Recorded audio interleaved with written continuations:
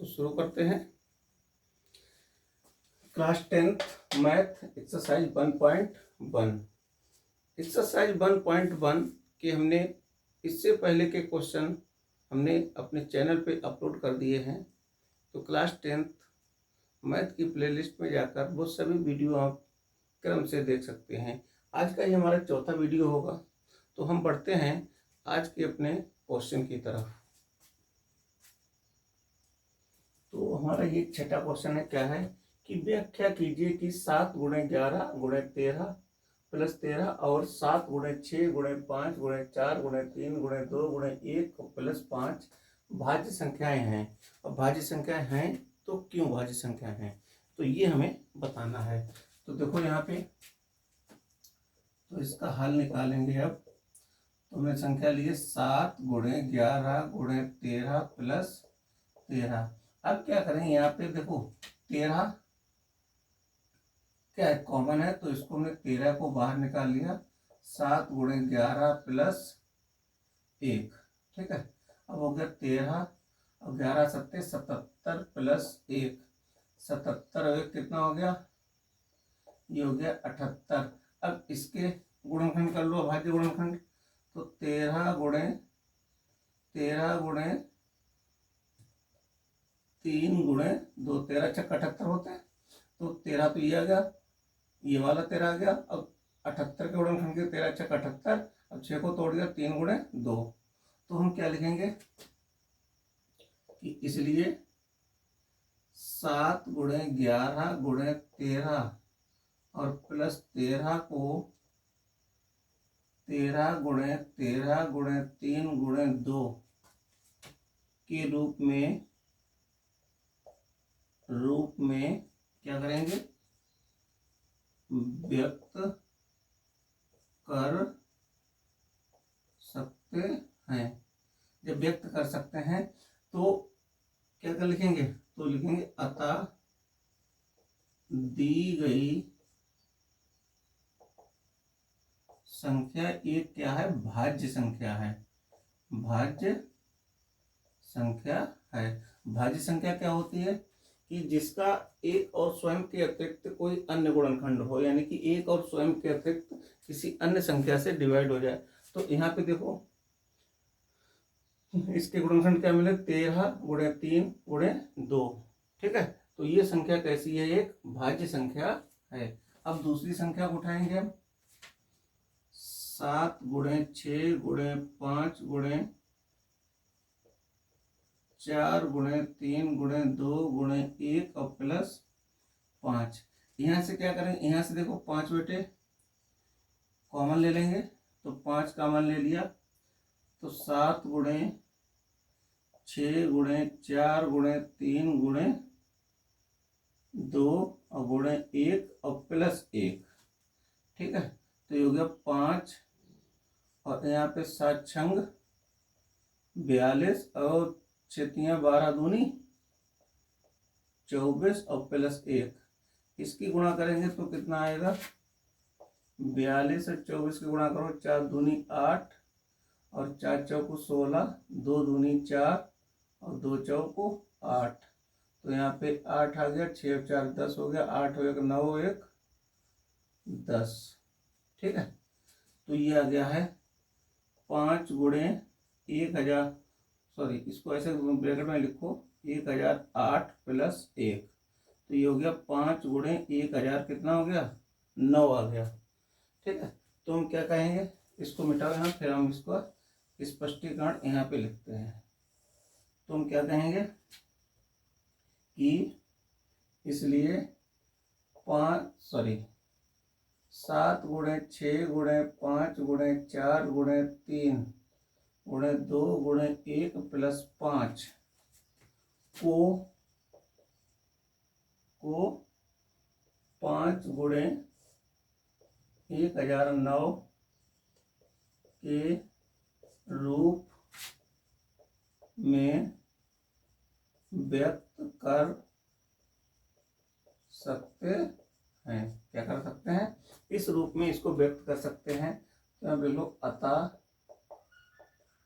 दी गई संख्या एक क्या है, भाज्य संख्या है।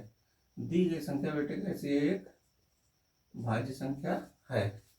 ठीक है, और यही हमें निकालना, तो यही इस सवाल का क्या हो गया है, आंसर हो गया। तो यही तो पूछा कि व्याख्या कीजिए कि इतनी संख्याएं इतनी और इतनी भाज्य संख्याएं हैं क्यों, तो हमने इनको निकाल दिया है। यही इस सवाल का क्या हो गया है, आंसर हो गया है।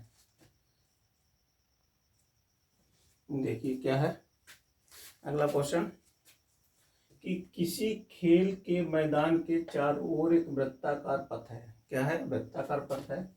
इस मैदान को एक चक्कर इस मैदान का एक चक्कर लगाने में सोनिया, एक लड़की है सोनिया, को 18 मिनट लगते हैं। ठीक है, जबकि इसी मैदान का एक चक्कर लगाने में रवि को 12 मिनट लगते हैं। मान लीजिए वे दोनों एक ही स्थान और एक ही समय पर चलना प्रारंभ करें, यानी कि एक ही स्थान से और एक ही समय पर चलना प्रारंभ करें, एक ही दिशा में चलना प्रारंभ करते हैं, तो कितने समय बाद वे पुनः प्रारंभिक स्थान पर मिलेंगे, यानी कि कितने समय बाद वे अपने उसी स्थान पर जाकर दोनों मिलेंगे। तो यहाँ पे लिखेंगे इसका हल, सोनिया द्वारा एक चक्कर पूरा करने में कितना समय लगता है, 18 मिनट। तो ऐसे लिखेंगे, खेल के मैदान के चारों ओर एक वृत्ताकार पथ है, तो वृत्ताकार पथ में ऐसे लिखो, मैदान के वृत्ताकार पथ का एक चक्कर का ऐसे लिखो, सोनिया द्वारा है, सोनिया द्वारा एक चक्कर लगाने में लगा समय कितना है बेटे, ये है 18 मिनट। कितना समय लगा, 18 मिनट का समय लगा। ठीक है, अब इसी मैदान का एक चक्कर कौन लगा रहा है, रवि द्वारा एक चक्कर लगाने में लगा समय कितना है, 12 मिनट। ठीक है, 12 मिनट का समय। तो अब यहाँ पे क्या करेंगे, हमें ये बताना है कि कितने समय बाद वे पुनः प्रारंभिक स्थान पर मिलेंगे। ठीक है, तो यहाँ पे क्या निकालना है, समय निकालना है। तो यहाँ पे लिखेंगे, उसी स्थान पर वे दोनों उस समय मिलेंगे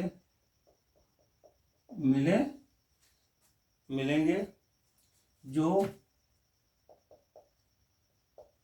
12 मिनट और 18 मिनट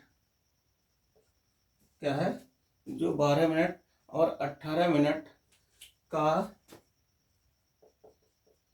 एक न्यूनतम गुणज होगा। यानी कि 12 और 18 का क्या निकालना है हमें, लासा निकालना है। तो यहाँ पे अर्थात 12 और 12 मिनट और 18 मिनट का क्या निकालना है, लासा हमें ज्ञात करना है।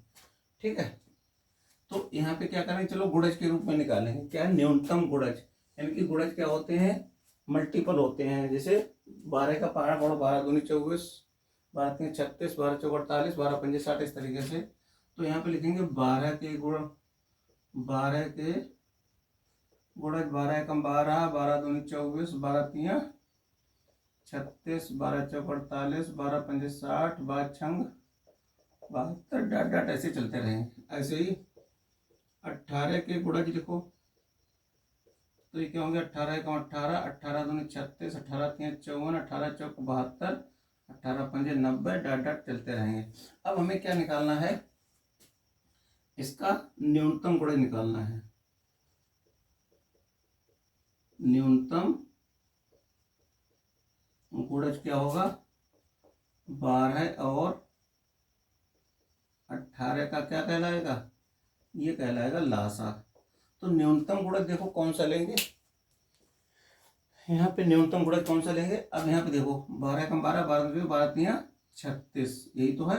18 में उठाओ, 18 दूनी 36, ये नहीं 72 नहीं लेंगे, 72 हो गया इसका अधिकतम गुणज, 72 इसमें भी 72 इसमें भी। तो हमें चाहिए क्या है, न्यूनतम गुणज। तो हमारा क्या हो गया 36। तो न्यूनतम गुणज क्या हो गया 36, यही 12 और 18 का क्या हो गया लासा। अब देखो 12 से 36 को काटो, 12 तिया 36, 18 दूनी 36। तो यहाँ पे हम क्या स्पष्टीकरण में लिख देंगे, चलो इतने में लिख दें। तो यहाँ पे लिख लो, अतः वे दोनों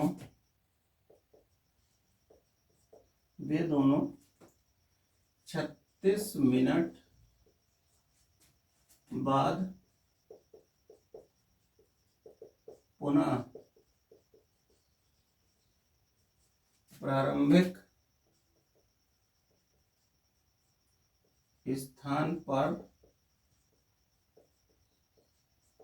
मिलेंगे। और यही इस सवाल का क्या हो गया है, आंसर हो गया है। तो उम्मीद करते हैं ये क्वेश्चन आपको समझ में आया होगा। थोड़ा थ्योरेटिकल क्वेश्चन है तो बड़ी समझने में ज़्यादा दिक्कत नहीं होगी, समझ लेना। बस ये थ्योरी थोड़ी लिखनी पड़ती है, समझ गए। तो ये क्वेश्चन आप बड़ी आसानी से लगा सकते हैं। फिर मिलते हैं अपने नेक्स्ट वीडियो में।